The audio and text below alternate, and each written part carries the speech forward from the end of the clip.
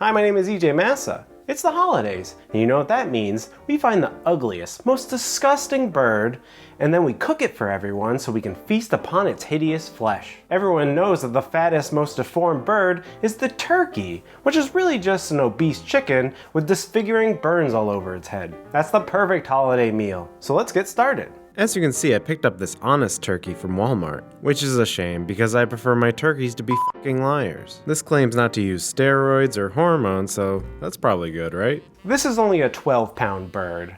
I like cooking younger, smaller birds because they tend to be more tender and they don't take as long to cook. First I'll remove this plastic thing here, and make sure to set aside the neck from the cavity, and if we look in this flap by the top, they usually stash some sweet organs for us to make use in the gravy. Here's a shot of some wet organs. Wet organs. Yum. Into our bag of parts for later. There's some disgusting extra parts we need to trim, like removing some more skin flaps, and this tail nub. Next I want to butterfly this bird so that it's flat and it cooks all evenly. And to do that, I'll have to remove the spine of the bird with a pair of kitchen shears. Just cutting along each side of the spine until you can completely remove it and feel like Sub-Zero at the end of a match. Fatality.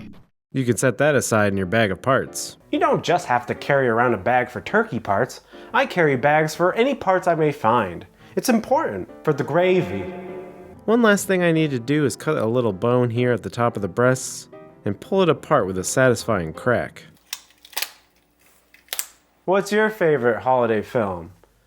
Mine's Hostel. Just gotta clean up the bird some more, snipping excess skin and removing this completely useless pop thermometer, and there, a beautifully butterflied turkey. I bet if I showed you this, you'd be like, dude, nice butterfly.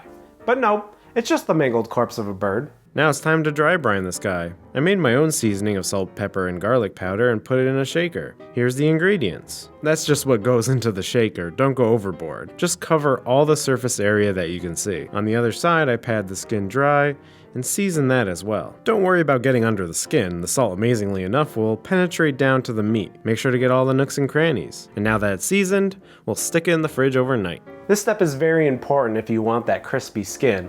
If you don't do it, you might end up with rubbery skin, which is no good. The next day, the skin looks nice and dry and kind of has a pink tinge to it. And look, this is a holiday meal, so I'm gonna go all out and inject this guy full of flavor, full of butter. We're not counting calories. We're trying to eat the pain away.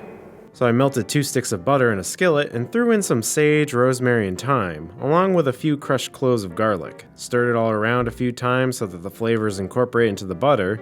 Then I'll strain out all the herbs and set it aside to cool down so we can inject it into our bird. Let's not forget the gravy, though.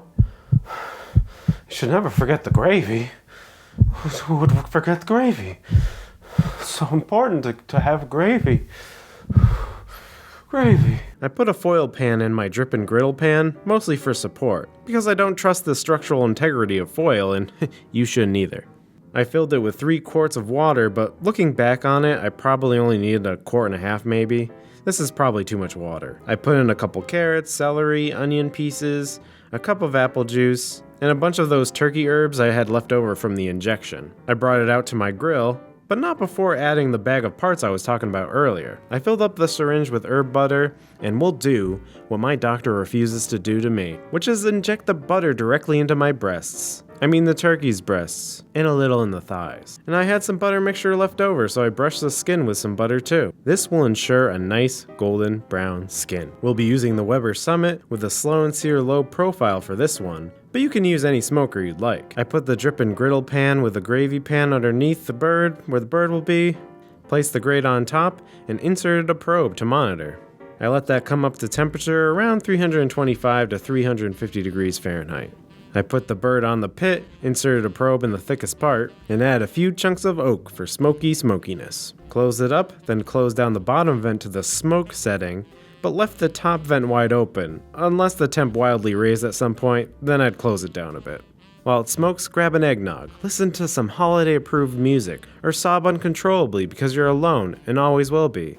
For most of the cook, the pit temp stayed roughly 350 degrees Fahrenheit.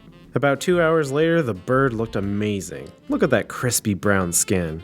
And the temp in the breast reached 168 degrees Fahrenheit, so I think we're done here. Time to take it off the pit. Looks like the butter and the brine did its thing because I've never seen a more beautiful bird. Cut a little piece for trying, and It's got a little bit of a smoke ring as well, and the skin appears to be crispy. But let's see how it tastes.